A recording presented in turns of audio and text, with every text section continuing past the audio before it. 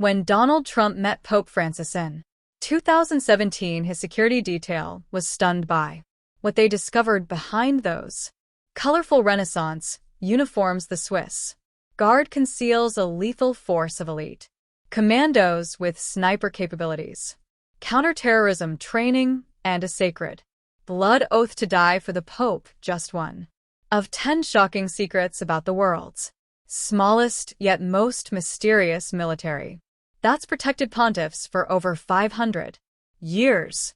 Oath of Loyalty 10. The ancient oath of loyalty. Number 10 might seem obvious, but there's a dark truth behind it that most people miss. Every Swiss Guard swears an oath to literally die for the Pope, and this isn't just ceremonial language. On May 6th each year, new recruits place their left hand on the Swiss Guard flag, raise their right hand with 3 fingers extended symbolizing the Trinity, and recite these chilling words: I swear to faithfully, loyally, and honorably serve the Supreme Pontiff and his legitimate successors, and to dedicate myself to them with all my strength, sacrificing, if necessary, even my life for their defense. What makes this oath extraordinary isn't just the willingness to die, it's that, throughout history, they've actually done it. In 1527, 147 Swiss Guards were slaughtered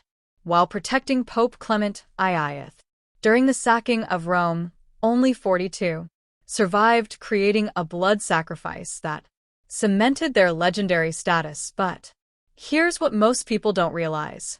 This oath isn't just historical, it's intensely personal. When I spoke with former guards, they described a profound spiritual transformation after taking this vow. One guard told me, from that moment, you no longer belong to yourself. Your life has a single purpose.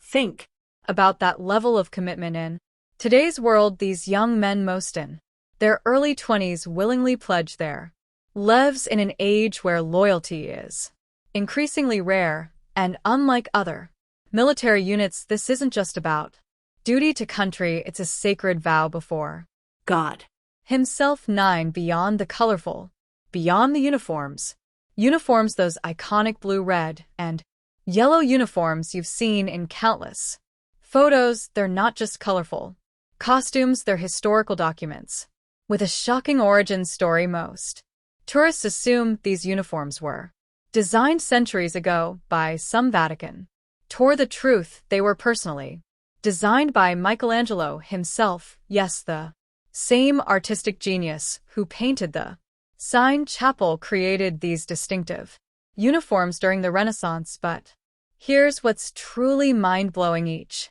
uniform contains 154 pieces, requires 32 hours of precise handcrafting, and costs over $8,000 to produce. The Swiss Guards master makes just 50 of these uniforms per year, each custom fitted to its wearer. The colors aren't random either. The blue and yellow represent the family colors of Pope Julius II, who founded the Guard in 1506, while the red was added later to honor Pope Clement I's blood spilled during the sacking of Rome. What most visitors never see are the ceremonial helmets, actual Renaissance-era armor pieces that have survived for centuries. Some helmets and breastplates used for special occasions date back to the 16th century, making them literal museum pieces that are still in active service. But the most surprising aspect, these elaborate uniforms are designed for combat functionality. The puffy sleeves can conceal modern weapons, the high collar protects vital neck arteries, and the loose fitting design allows for quick movement in emergency situations. Next time you see these colorful costumes, remember they're battle uniforms, designed by one of history's greatest artists, handcrafted like couture fashion, and engineered for both ceremony and combat. Elite combat training.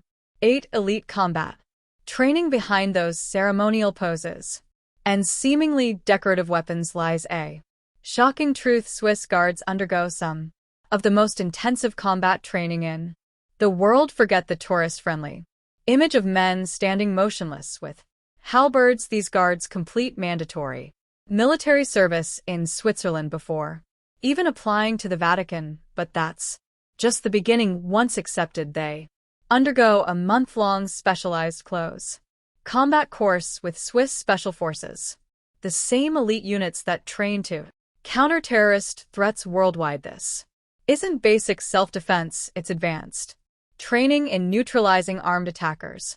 In crowded spaces, one former guard revealed, we practice taking down knife-wielding assailants who emerge from crowds of tourists. We train to identify suicide bombers before they can reach the Pope.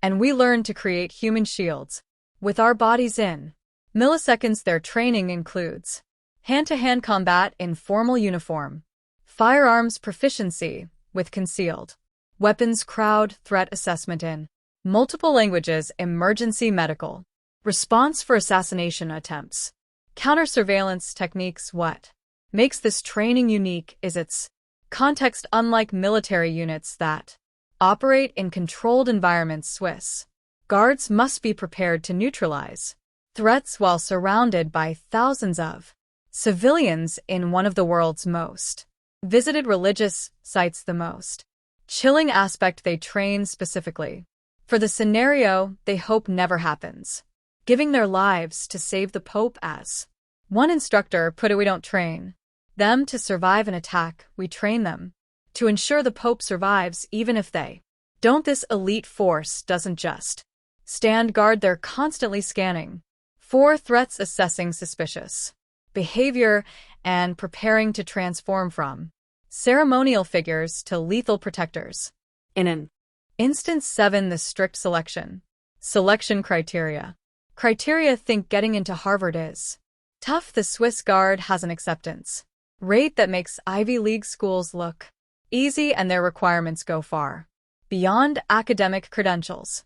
First, the non-negotiable criteria.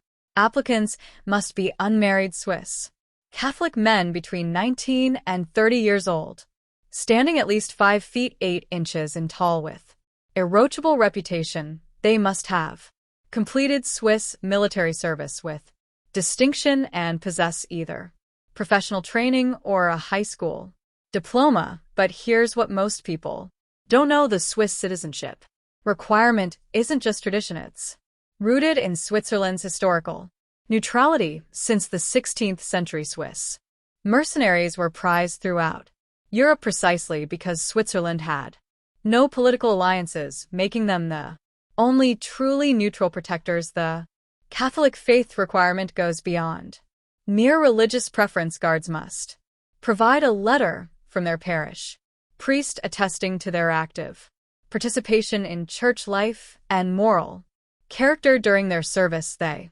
attend mandatory theological training and spiritual retreats. The physical standards are equally demanding. Beyond height requirements, candidates undergo rigorous testing that would challenge Olympic athletes. One former guard described the fitness test as more demanding than Swiss Special Forces selection. But perhaps most surprising is the character investigation. Vatican security conducts extensive background checks that include interviewing childhood neighbors, former teachers, and even ex-girlfriends. A single negative report can disqualify an otherwise perfect candidate. The result: only about 35 men from a nation of 8.5 million qualify to join each year, making this possibly the most exclusive military unit on